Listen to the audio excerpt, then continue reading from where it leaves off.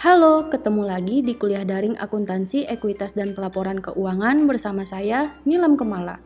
Pada kesempatan kali ini, kita akan membahas tentang pengakuan pendapatan.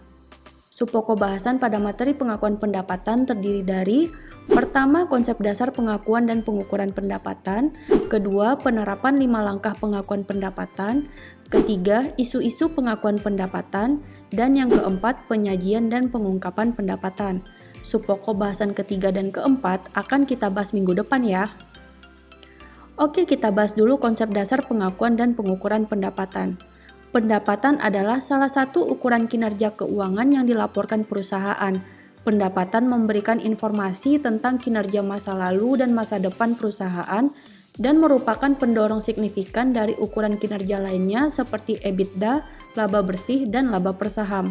Oleh karena itu, menetapkan pedoman yang kuat untuk pengakuan pendapatan adalah prioritas penetapan standar.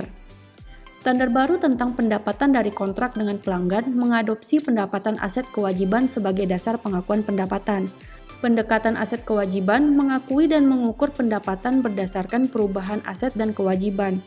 Dewan memutuskan bahwa fokus standar ini pada pengakuan dan pengukuran aset dan liabilitas, serta perubahan aset atau liabilitas tersebut selama masa kontrak. Seperti yang sudah disampaikan sebelumnya, pengakuan pendapatan pada standar baru menggunakan pendekatan aset kewajiban. Di bawah pendekatan aset kewajiban, perusahaan memperhitungkan pendapatan berdasarkan aset atau kewajiban yang timbul dari kontrak dengan pelanggan. Perusahaan menganalisis kontrak dengan pelanggan karena kontrak merupakan gerbang dari transaksi pendapatan. Kontrak menunjukkan persyaratan transaksi, memberikan pertimbangan, dan menentukan janji-janji yang harus dipenuhi oleh masing-masing pihak. Berikut adalah konsep dasar dari pengakuan pendapatan. Tujuan utamanya adalah untuk menggambarkan transfer barang atau jasa kepada pelanggan dalam jumlah yang mencerminkan pertimbangan bahwa perusahaan menerima atau mengharapkan untuk menerima dalam pertukaran barang atau jasa tersebut. Dalam standar baru ini, ada 5 langkah pengakuan pendapatan. Pertama, identifikasi kontrak dengan pelanggan. Kedua, identifikasi kewajiban pelaksanaan yang terpisah dalam kontrak. Ketiga, menentukan harga transaksi.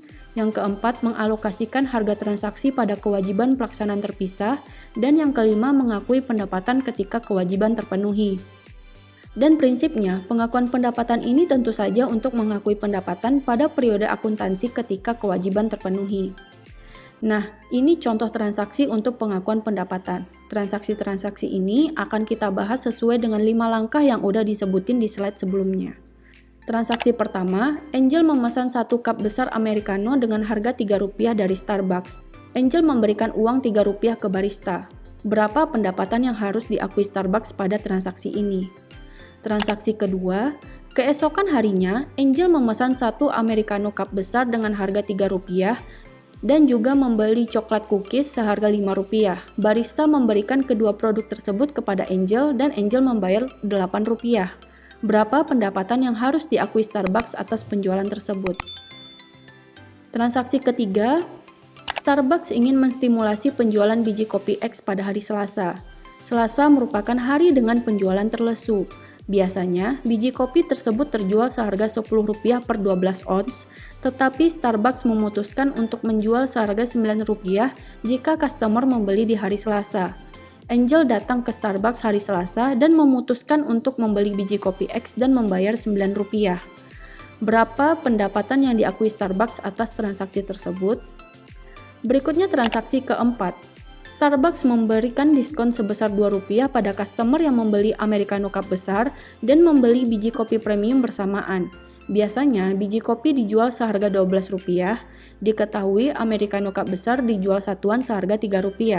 Berapa pendapatan yang diakui Starbucks ketika menjual kedua item tersebut? Nah, kelihatan kan perbedaan dari keempat transaksi ini? Perbedaan dari keempat transaksi ini akan menentukan 5 langkah pengakuan pendapatan yang akan kita bikin. Transaksi pertama, Angel membeli 1 cup besar Americano di Starbucks seharga Rp3.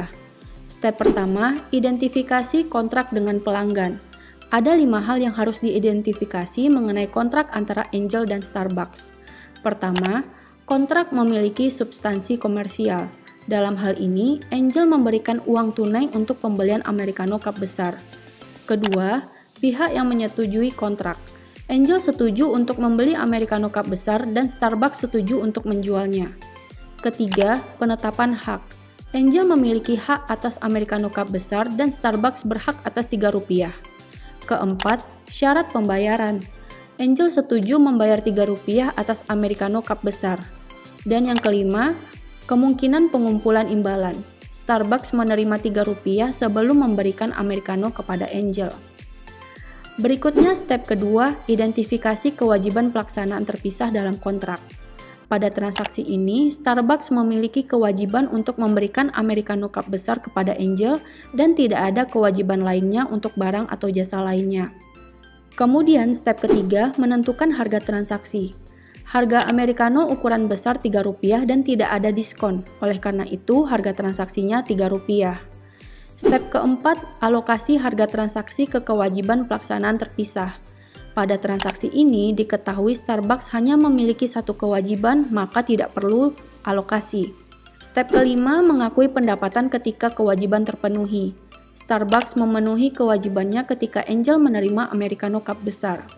Maka berdasarkan transaksi ini, Starbucks harus mengakui pendapatan sebesar Rp3 ketika Angel menerima Americanonya.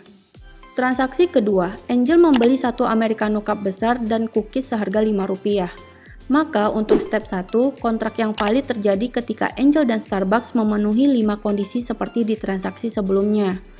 Untuk step 2, identifikasi kewajiban pelaksanaan terpisah dalam kontrak. Starbucks harus menentukan apakah penjualan Americano dan coklat cookies melibatkan satu atau dua kewajiban. Nah, beberapa kewajiban muncul ketika dua kondisi berikut terpenuhi. Pertama, Starbucks harus menyediakan produk atau jasa yang berbeda. Kedua, produk Starbucks berbeda dengan kontrak. Jika kewajiban tidak bergantung pada atau berhubungan dengan janji-janji lain dalam kontrak, maka setiap kewajiban harus dipertanggungjawabkan secara terpisah. Nah, karena Americano Cup besar dan cookies dijual terpisah, bukan merupakan satu kesatuan atau dijual dalam satu paket, maka kontrak ini melibatkan dua kewajiban. Step 3, menentukan harga transaksi. Karena Angel membeli Americano dan cookies, maka harga transaksinya Rp8. Step keempat, alokasi harga transaksi ke kewajiban pelaksanaan terpisah. Starbucks memiliki dua kewajiban. Kenapa? Pertama, setiap kewajiban berbeda dan tidak saling terkait dan dihargai secara terpisah, maka alokasinya dilakukan. Kedua, penjualan Americano dicatat Rp3 dan penjualan cookies dihargai Rp5. Ketiga, setiap kewajiban berbeda dan tidak saling terkait dan dihargai secara terpisah. Alokasi harga transaksi tidak diperlukan. Penjualan kopi dicatat pada Rp3 dan penjualan cookies dihargai Rp5. Step yang kelima, mengakui pendapatan ketika kewajiban terpenuhi. Starbucks memenuhi kewajiban ketika Angel menerima Americano Cup besar dan coklat cookies. Nah, Starbucks harus mengakui pendapatan sebesar Rp8 dari transaksi 2 ketika Angel menerima Americano dan cookiesnya. Transaksi ketiga, Starbucks menjual seharga Rp9 jika customers membeli di hari Selasa. Angel datang ke Starbucks hari Selasa dan memutuskan untuk membeli biji kopi X. Berapa pendapatan yang diakui Starbucks atas transaksi tersebut? Step pertama, identifikasi kontrak dengan pelanggan. Kontrak yang valid terjadi ketika memenuhi 5 kondisi yang diperlukan seperti contoh sebelumnya. Step kedua, identifikasi kewajiban pelaksanaan terpisah dalam kontrak. Starbucks memiliki kewajiban untuk memberikan biji kopi X kepada Angel dan Starbucks tidak memiliki kewajiban lainnya. Step ketiga, menentukan harga transaksi. Harga biji kopi yang dibeli Angel seharga Rp9 bukan Rp10 karena dibeli di hari Selasa. Step keempat, alokasi harga transaksi ke kewajiban pelaksanaan terpisah. Diketahui Starbucks hanya memiliki satu kewajiban, maka tidak diperlukan alokasi. Step kelima, mengakui pendapatan ketika kewajiban terpenuhi. Starbucks memenuhi kewajibannya ketika Angel menerima biji kopi X. Maka, Starbucks harus mengakui pendapatan sebesar Rp9 ketika Angel menerima biji kopi X. Transaksi keempat, Starbucks memberikan diskon sebesar Rp2 pada customer yang membeli Americano Cup besar dan membeli biji kopi premium bersamaan. Biasanya, biji kopi dijual seharga Rp12. Berapa pendapatan yang diakui Starbucks ketika menjual kedua item tersebut? Step 1, identifikasi kontrak dengan pelanggan. Kontrak yang valid terjadi ketika memenuhi 5 kondisi yang diperlukan seperti contoh sebelumnya. Step kedua, identifikasi kewajiban pelaksanaan terpisah dalam kontrak. Biji kopi premium dan Americano cup besar berbeda antara satu dengan yang lainnya dan tidak bergantung atau tidak berhubungan satu dengan yang lainnya. Step ketiga, menentukan harga transaksi. Harga biji kopi yang dibeli Angel seharga Rp13. Step keempat, alokasi harga transaksi ke kewajiban pelaksanaan terpisah.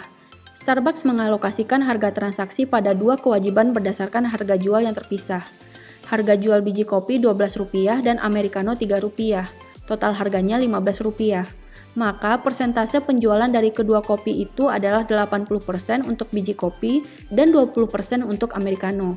Angka tersebut diperoleh dari harga jual dibagi total harga, maka setelah dialokasikan sesuai harga diskon, maka harga biji kopi adalah 80% dikali 13 dan harga Americano 20% dikali 13.